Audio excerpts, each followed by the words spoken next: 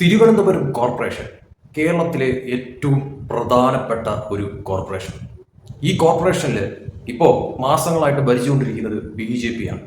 പക്ഷെ BJP താഴെ ഇറക്കാനായിട്ട് ഇടതുപക്ഷവും വലതുപക്ഷവും എല്ലാ അർത്ഥത്തിലും എല്ലാ രീതിയിലുമുള്ള പോരാട്ട നാടകങ്ങളൊക്കെ തന്നെയും വലിയ തോതിൽ നടത്തിക്കൊണ്ടിരിക്കുന്ന ഒരു സ്ഥലമാണ് ഈ പറയുന്ന തിരുവനന്തപുരം കോർപ്പറേഷൻ എന്ന് പറയുന്നത്. പക്ഷേ ഒരു ചുക്കും നടക്കുന്നില്ല എന്നുള്ളത് വാസ്തവം. മറിച്ച് BJPക്ക് ദിനംപ്രതി അല്ലെങ്കിൽ VV രാജേഷ് എന്ന് പറയുന്ന മേയർക്ക് ദിനംപ്രതി ജനപ്രീതി വർദ്ധിച്ചുകൊണ്ടിരിക്കുന്ന ഒരു സ്ഥലമായിട്ട് തിരുവനന്തപുരം കോർപ്പറേഷൻ മാറിക്കൊണ്ടിരിക്കുന്നു എന്നുള്ളത് വാസ്തവം. പ്രതിപക്ഷത്തിനാണെങ്കിൽ നിലം തൊടാനാവാതെ എല്ലാ അർത്ഥത്തിലും പരാജയപ്പെട്ടു പോകുന്ന രീതിയിലോട്ട് പല പ്ലാനുകളും മാറുന്നു എന്നുള്ളതും യാഥാർത്ഥ്യമായിട്ടുള്ള ഒരു കാര്യമെന്ന് പറയാം. അതിനിടയിൽ തന്നെ ഈ പറഞ്ഞ തോതിൽ കോൺഗ്രസിന്റെ ഒരു സ്വതന്ത്ര കൗൺസിലർ കൂടി BJPക്ക് സപ്പോർട്ടായി വരുന്ന തരത്തിലോട്ട് കാര്യങ്ങൾ മാറുന്നു. BJPയുടെ ഭൂരിപക്ഷം വർദ്ധിക്കുന്ന തരത്തിലോട്ട് കാര്യങ്ങൾ മാറുന്നു. പക്ഷേ അവിടെ കൊണ്ടും അവസാനിക്കുന്നില്ല എന്നുള്ളതാണ് യാഥാർത്ഥ്യമായിട്ടുള്ള ഒരു കാര്യം എന്ന് പറയുന്നത്. കാരണം BJPയെ സംബന്ധിച്ചിടത്തോളം നിലവിൽ അവർക്ക് ഭരിക്കാനായിട്ടുള്ള ഭൂരിപക്ഷം അവിടെയുണ്ട്.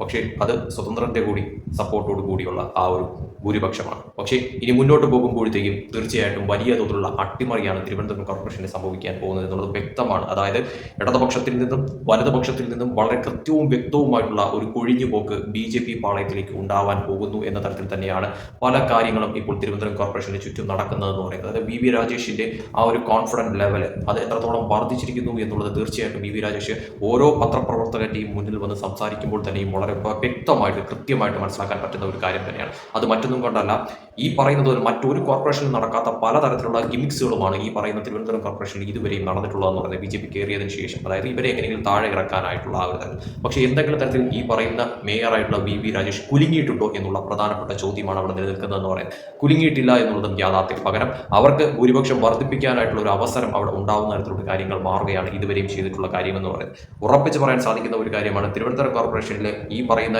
ഇടതിൽ നിന്നും വലതിൽ നിന്നും വലിയൊരു കുഴിഞ്ഞുപോക്ക് BJPയിലേക്ക് സംഭവിക്കാനായി പോവുകയാണ്. BJPക്ക് നിലവിൽ അവിടെ 51 സീറ്റിന്റെ ആ ഒരു ഭൂരിപക്ഷത്തിന്റെ രീതിയിലോട്ട് കാര്യങ്ങൾ മാറിയിട്ടുണ്ടെങ്കിൽ അത് 51 52 ഒന്നും തന്നെയല്ല, അത് നേരെ മറിച്ച് വലിയൊരു കുതിപ്പിലേക്കാണ് പോയിക്കൊണ്ടിരിക്കുന്നത്. 60ലേക്ക് എത്തുന്ന തരത്തിലോട്ട് കാര്യങ്ങൾ അധികം വൈകാതെ തന്നെ മാറുന്ന തരത്തിലോട്ട് കാര്യങ്ങൾ എത്തുമെന്ന് തന്നെയാണ് പല റിപ്പോർട്ടുകളും സൂചിപ്പിക്കുന്നതെന്ന് പറയുന്നത്. അതായത് അവിടെ ഒരു വലിയ തോതിലുള്ള കുഴിഞ്ഞുപോക്ക് ഈ പറയുന്ന തോതിൽ ഇടതുപക്ഷത്തിൽ നിന്നും വലതുപക്ഷത്തിൽ നിന്നും ഉണ്ടാവാനുള്ള സാധ്യത അധികം വൈകാതെ തന്നെ ഉണ്ടാകുന്ന തരത്തിലോട്ട് കാര്യങ്ങൾ എത്തുമെന്ന് തന്നെയാണ് മനസ്സിലാക്കാൻ സാധിക്കുന്ന ഒരു കാര്യം എന്ന് പറയുന്നത്. കാരണം അവിടുത്തെ ഒരു സാഹചര്യം ആ ഒരു തരത്തിലോട്ടായി മാറിയിരിക്കുന്നു. കാരണം ഇടതുപക്ഷത്തിനോ വലതുപക്ഷത്തിനോ ഉണ്ടാകാൻ പറ്റാത്ത ഒരു ഓളം, ഒരു അന്തരീക്ഷം, ആ ഒരു തരത്തിലൊരു തരംഗം സൃഷ്ടിക്കാനായിട്ട് അവിടെ നിലവിൽ BJP ഭരണത്തിനും ഈ പറയുന്ന തോതിൽ മേയറിന്റെ ആ ഒരു മുന്നേറ്റത്തിനും സാധിച്ചിട്ടുണ്ട് എന്നുള്ളതാണ് യാഥാർത്ഥ്യമായിട്ടുള്ള ഒരു കാര്യം എന്ന് പറയുന്നത്. കാരണം മേയർ VV രാജേഷ് എന്ന് പറയുന്നത് തിരുവനന്തപുരത്തെ സംബന്ധിച്ചിടത്തോളം ഒരു വലിയ തോതിലുള്ള ഒരു ഘടകമായി മാറുന്ന തരത്തിലോട്ട് ഈ ഒരു ചുരുങ്ങിയ മാസങ്ങൾ കൊണ്ട് എത്തിക്കാനായിട്ട് VV രാജേഷിന് സാധിച്ചു എന്നുള്ളത് തന്നെയാണ് അതിന് പ്രധാന ഘടകമെന്ന് പറയും.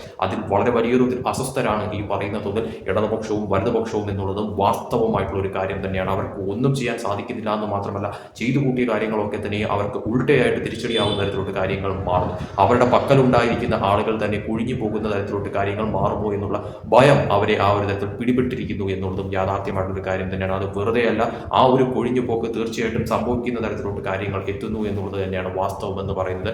അത് എത്രത്തോളം പേരും എത്രത്തോളം എണ്ണം അതിലുണ്ടാകും എന്നുള്ളത് മാത്രമാണ് അതിലെ ഒരു പ്രധാനപ്പെട്ട ചോദ്യം എന്ന് പറയുന്നത്. പക്ഷെ ഒരു കാര്യം ഉറപ്പിച്ച് പറയാൻ സാധിക്കും, മേയർ VV രാജേഷിന്റെ ഭരണം 5 കൊല്ലം തികയുന്നതിന് മുന്നേ തന്നെ അവർക്ക് ഒറ്റയ്ക്ക് ഭൂരിപക്ഷത്തിൽ എത്തുന്ന തരത്തിലോട്ട് കാര്യങ്ങൾ മാറ്റാനും അത് നിലവിലുള്ള സീറ്റുകളിൽ നിന്നും വലിയ തോതിലുള്ള ഒരു വർധനം ഉണ്ടാകുന്ന തരത്തിലോട്ട് കാര്യങ്ങൾ മാറാനും അത് 60ലേക്കോ 60 കടക്കുന്ന തരത്തിലോട്ടോ കാര്യങ്ങൾ എത്താനുമായിട്ടുള്ള എല്ലാ തരത്തിലുമുള്ള സാധ്യതകൾ തിരുവനന്തപുരം കോർപ്പറേഷനിൽ വളരെ വലിയ തോതിൽ തന്നെ നിലനിൽക്കുന്നു എന്നുള്ളത് യാഥാർത്ഥ്യമായിട്ടുള്ള ഒരു കാര്യം തന്നെയാണ്. അത് തീർച്ചയായിട്ടും സംഭവിക്കുന്ന തരത്തിലോട്ട് തന്നെ കാര്യങ്ങൾ എത്തുമെന്നുള്ളതും വളരെ വ്യക്തമായിട്ട് പറയാൻ സാധിക്കുന്ന ഒരു കാര്യം തന്നെയാണ്. കാരണം അത്രത്തോളം തിരുവനന്തപുരം കോർപ്പറേഷനിൽ ഇടതുപക്ഷവും വലതുപക്ഷവും തരിപ്പണമായിരിക്കുന്ന ഒരു സിറ്റുവേഷനാണ് നിലവിലുള്ളത്. അതിന് കാരണമെന്ന് പറയുന്നത് മറ്റാരുമല്ല, VV രാജേഷ് തന്നെയാണ്. കാരണം BJP പോലും ഞെട്ടുന്ന തരത്തിലോട്ടുള്ള പല നീക്കങ്ങളുമാണ് ഈ പറയുന്ന VV രാജേഷിന്റെ ഭാഗത്ത് നിന്നും ഓരോ ദിവസം കഴിയുന്തോറും ഉണ്ടായിക്കൊണ്ടിരിക്കുന്നത് എന്നുള്ളതാണ് അതിൽ ഏറ്റവും പ്രധാനപ്പെട്ട ഒരു ഘടകമെന്ന് പറയുന്നത്. VV രാജേഷിന്റെ ഓരോ മൂവ്മെന്റും അത് തീർച്ചയായിട്ടും ഈ പറയുന്ന രീതിയിൽ ഇടതുപക്ഷത്തെയും വലതുപക്ഷത്തെയും പോലും ഞെട്ടിക്കുന്ന ഒരു തരത്തിലോട്ട് കാര്യങ്ങൾ എത്തിയിരിക്കുന്നു എന്നുള്ളതാണ് വാസ്തവം എന്ന് പറയുന്നത്. എന്തായാലും ഒരു കാര്യം വ്യക്തമാണ്,